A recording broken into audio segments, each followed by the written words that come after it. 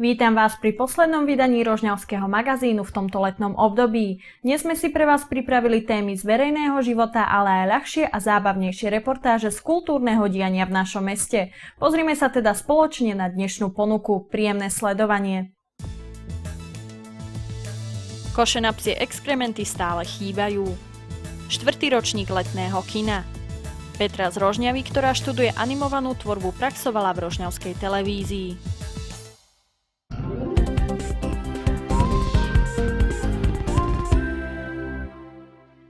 Prejdeme na tému, ktorá v našom meste rezonuje už niekoľko rokov. Chýbajúce koše na psie exkrementy. Často sa teda stáva, že parky a aj priestory pred blokmi sú nepríjemne znečistené. Psíčkari totižto väčšinou nevedia, ako majú po svojich štvornohých miláčikoch popratať. Zisťovali sme pre vás, prečo mesto tieto koše ešte stále nezaviedlo a aká povinnosť pre psíčkarov vyplýva zo všeobecne záväzného nariadenia. Žilina, Liptovský Mikuláš, Košice alebo Trnava. Len zo pár slovenských miest, ktoré na svojich sídliskách a verejných priestranstvách zaviedlo špeciálne koše na psie exkrementy. Už zo pár rokov sa snažia takýmto spôsobom udržiavať poriadok po štvornohých miláčikoch svojich obyvateľov. Aj napriek tomu, že Rožňava je okresné mesto, tieto koše u nás ešte stále chýbajú. V budúcnosti sa plánuje s nákupom špeciálnych odpadkových košov na psie exkrementy. Momentálna situácia mesta ale neumožňuje nákup a rozmiestnenie týchto špeciálnych košov. Majitelia psov v našom meste sú povinní každoročne odvádzať daň za psa. Sadzbu tejto dane si určuje každá obec, u nás sa pohybuje približne od 13 do 29 eur. Podľa informácií dostupných na oficiálnej stránke mesta takto do rožňavskej pokladnice pribudlo minulý rok okolo 21 000 eur. Chýbajú vám koše na psie exkrementy? Určite, lebo to by bolo dobre všade. Tuto chodíme stále, kde autá nechodia a tu nie sú vôbec smetné koše nikde. Zahodím do kuka nádoby doma. Zbierame exkrement do sáčka a hodíme do koša. Myslím, že by to bolo potrebné, pretože keď sa to roztopí, ten sneh, tak sa nedá vetrať v tých vnútroblokových priestoroch. Ale nie sú tu koše ani pre smeti na ľudí. Ani lavičky tu nemáme, takže asi tak. Len málo kedy v našom meste vidíme psíčkarov, ktorí po svojich psíkoch na verejných priestranstvách popracujú. Väčšina z nich totižto nevie, ako má bez špeciálnych košov postupovať. Psíčkar má vlastne tento výkal zobrať do mikrotenového sáčku, uzavrieť ho a hodiť ho do klasickej nádoby na komunálny odpad. Zatiaľ ako tieto odpadkové koše čisto pre psíčkarov nemáme, preto toto nariadenie vlastne rieši odpratávanie týchto výkalov týmto spôsobom. Každý tento psíčkar je vlastne povinný toto urobiť. V prípade, keď toto neurobí, poruší všeobecne záväzné nariadenie mesta, tým pádom poruší zákon a môže byť za to postihnutý aj v blokovom konaní, a to zo výšky až 30 eur. Verejné priestranstvo sa chápe každé priestranstvo, do ktorého je voľný prístup verejnosti, čiže bez toho, aby obyvateľ musel prekonávať nejakú prekážku. To sú napríklad priestory medzi blokmi, na ulici alebo na chodníkoch. Patria sem aj trávnaté plochy ako parky, detské ihriská a aj lúka. Mestská polícia má problém vlastne zasiahnuť v týchto prípadoch, keď sa to neodstraňuje, lebo mestská polícia funguje v uniforme. Psíčkar, keď vidí uniformu, vlastne tieto výkaly odprace, alebo odtiahne psa. Máme také skúsenosti, že pes ide šmikom, aby sa náhodou nevykadil na verejné priestranstvo, lebo ten majiteľ zväčša nemá ani sáčok, čiže by to ani nevedel odpratať. Ideálne by bolo, ako tieto veci riešiť v civile, ale toto nám zákon neumožňuje. Čiže pokiaľ mestská polícia takýto priestupok vidí, okamžite to rieši, a to prikázaním odpratania týchto výkalov a taktiež uložením blokovej pokuty. Zatiaľ aké možnosti majú psíčkari, čo im ponúka mesto? Každý majiteľ psa môže dostať od mesta ochranné rukavice, ktorými môže tieto psie exkrementy zbierať. Podmienkou je, aby mal zaplatenú daň za psa. Využívate sterilné rukavice? Áno. Áno, využili sme. Dostali sme 200 párov či 100 párov rukavíc. O vydaní týchto ochranných rukavíc si môžete požiadať v kancelárii prvého kontaktu. Obľúbené letné kino sa koná aj tohto roku. Pod hviezdami si tak budete môcť vychutnať filmy rôznych žánrov až do konca leta. Tento rok dokonca aj so svojimi štvornohými miláčikmi. Gemerské osvetové stredisko v spolupráci s amatérskym filmovým klubom Gemerfilm organizuje aj toto leto premietanie Pod hviezdami. Letné kino odštartovalo tento rok 4. júla s rozprávkou Hore. Počet návštevníkov organizátorov presvedčil, že letné kino sa teší čoraz väčšej obľube. Tento rok robíme už 4. ročník letného kina. Prvý rok sme ho robili ešte na Betliarskej v areáli Gemerského svetového strediska a vlastne už 3. rok sa koná tu na Hvezdárni, takže je to vlastne také hviezdne letné kino. Aké je vstupné a kedy sa začína premietať? Premietame zvyčajne vo štvrtok, so začiatkom po zotmení samozrejme, takže okolo 9. a vstupné je 1 euro. Príjemné prostredie v areáli Hvezdárne ponúka návštevníkom niekoľko možností. Hvezdáreň je príjemná svojim prostredím, svojim výhľadom na mesto. Zároveň je tu vhodný tento areál aj pre psíkov, takže každý si môže doniesť svojich domácich miláčikov. Nikdy nedošlo ku žiadnemu konfliktu, keď nejakí prišli. Zároveň tu máme ohnisko pripravené, keď niekto chce opekať, samozrejme tak, aby nerušil premietanie. A vždy je k dispozícii bufet a po skončení premietania sú tu kolegovia hvezdári, ktorí vďačne a ochotne ukazujú tie aktuálne úkazy na hviezdnej oblohe. Ja som tu prvýkrát, chodím dosť pravidelne. Aké filmy preferujete? V podstate je to jedno, komédie alebo akčné. Páči sa vám výber na tomto letnom kine? Samozrejme. S kým zvyknete chodiť? S priateľmi, s kamarátmi, po prípade aj sám. Bola som aj minulý týždeň, takže zaujímalo ma. Ešte som nevedela tento film, tak preto. Páči sa ti výber, ktorý pripravili na toto letné kino? Celkom, hej. Aké filmy preferuješ? Tak všelijaké, komédie najmä. Podľa čoho zvyknete vyberať filmy?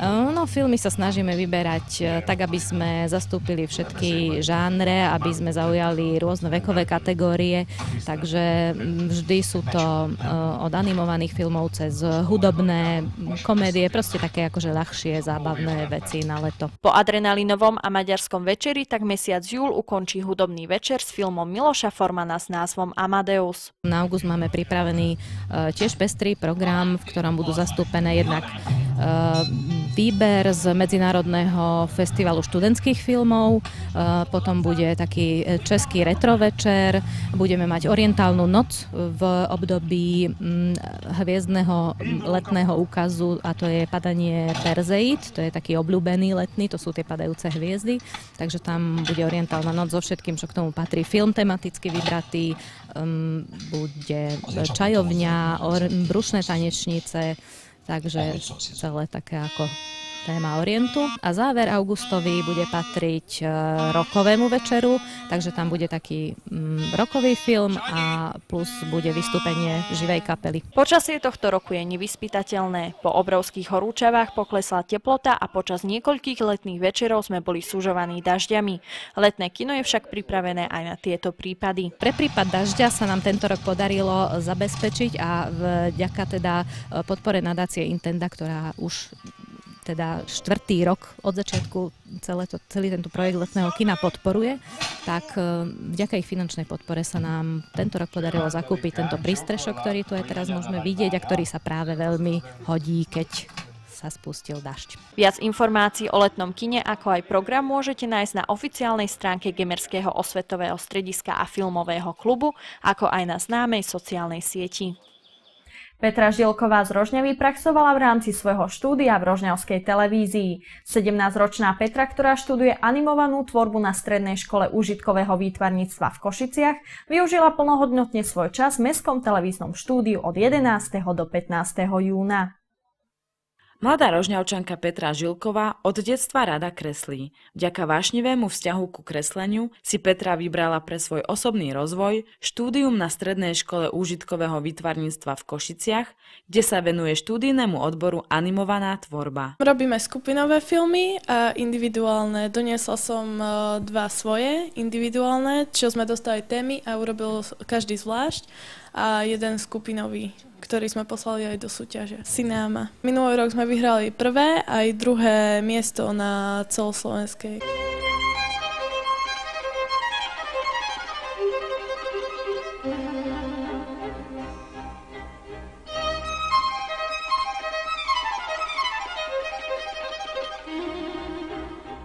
Obsahovou náplňou jej štúdia sú rôzne techniky animácie, od najstarších klasických ručne kreslených techník až po najnovšie počítačové technológie. Študenti absolvujú prípravu pre kreatívne rozvíjanie vlastných nápadov.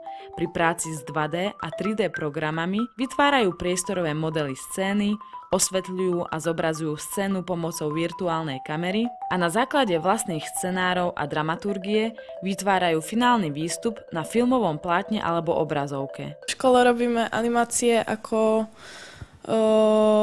len my, zvlášť, robíme ich na papier. Napríklad, keď mám takú chôdzu panáčika nejakého, tak musím ho rozfázovať na 16 fólií a každú tú jeden ten pohyb panáčika vyfarbiť a treba to nafotiť, každý jeden pohyb aj to plátno, čo je za tým pozadie a tak, takže je to dosť náročné. A treba na to trpezlivosť. 17-ročná žiačka v rámci jej štúdijného programu je povinná absolvovať prax v oblasti shodnej s jej štúdiom. Svoju prax využila v Mestskom televíznom štúdiu v Rožňave od 11. do 15. júna. Videla som, ako to vyzerá v televízii, ako to vyzerá tak z tej aj z druhej stránky, nielen ako to divák vidí. Bol to určite zážitok. Stretla som sa tu s vecami ako napríklad ako sa robia titulky, alebo ako sa striha a takéto veci okolo toho. Ambiciózna Petra získala na praxi prehľad o práci v televíznom štúdiu a taktiež sa oboznámila so špeciálnou technikou televízie. Počas celého týždňa sa jej venovala vtedajšia zastupujúca konateľka rožňavskej televízie Žolka Palčová. Som rada, že som tu mohla byť, lebo ma to obohatilo o nové skúsenosti, zažila som nové zážitky, zistila som, ako to tu chodí, ako to vyzerá naozaj reálne v takom televíznom štúdiu, lebo určite je to lepšie vidieť naživo, ako počuť, alebo len si to pozrieť niekde na internete alebo v televízii.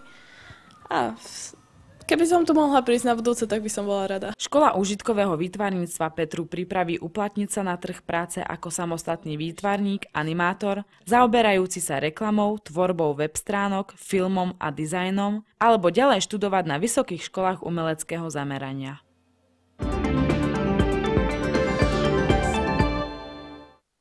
Klub mladých Zóna M pripravil na leto 2012 animačné aktivity pre všetkých pohybuchtivých návštevníkov kúpaliska v Rožňave. Počas celého leta môžu najmenší i dospelí návštevníci rožňavského kúpaliska stretnúť animačný tím, ktorý má pre každého pripravený zábavný program.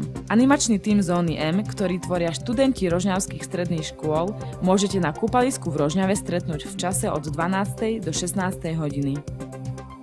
Galéria Baníšskeho múzea pripravila počas prázdnin zaujímavú akciu. Každý stred týždňa bude totižto patriť výtvarným stredám v galérii. Počas nich si môžete osvojiť rôzne výtvarné techniky, ako napríklad gumotlač, maľba temperov alebo kašírovanie. Svoju fantáziu a umelecké cítenie si budete môcť rozvíjať od 13. do 16. hodiny. Presný rozpis techník a viac informácií o tejto akcii nájdete na oficiálnej stránke mesta. Gemerská knižnica Pavla Dobšinského oznamuje širokej verejnosti, že v mesiacoch júl-august dojde k zmene výpožičného času, ktorý môžete vidieť na obrazovke. Tento výpožičný čas platí aj pre pobočku Juh, ale s tým rozdielom, že tam je aj obednejšia prestávka od 12. do 12:30. Ďalšie informácie o zatvorení pobočky z dôvodu čerpania letnej dovolenky budú uverejňované na webovej stránke knižnica.rv.sk.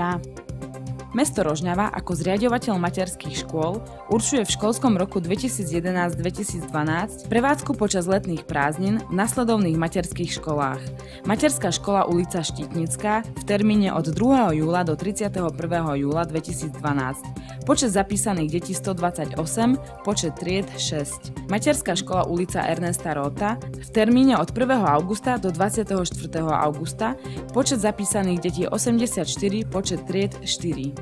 Bližšie informácie získate na uvedených telefónnych číslach. Hviezdne letné kino na Hvezdárni v Rožňave, filmový klub Gemerfilm a Gemerské osvetové stredisko v Rožňave odštartovali sezónu letného kina v Rožňave. Na júl je ešte pripravený zaujímavý program. Na 26. júla je pripravený hudobný večer so životopisným filmom Amadeus. Premieta sa každý štvrtok vždy po zotmení o 21. hodine. Vstupné je 1 euro. Po skončení filmu je možnosť pozorovania nočnej oblohy. Viac informácií a program na august nájdete na uvedenej internetovej stránke. Toľko sme si pre vás dnes pripravili. Ak zostanete s nami, ponúkneme vám ešte Magazín Plus, kde sa opäť rozbehne diskusia o Európskom parlamente. V tomto mesiaci sa pri televíznych obrazovkách vidíme posledný krát a v auguste nasleduje technická odstávka. Spoločne sa opäť stretneme 4. septembra. V mene celej rožňavskej televízie vám dovtedy prajem príjemné prežitie dovolenky a prázdnin. Dovidenia.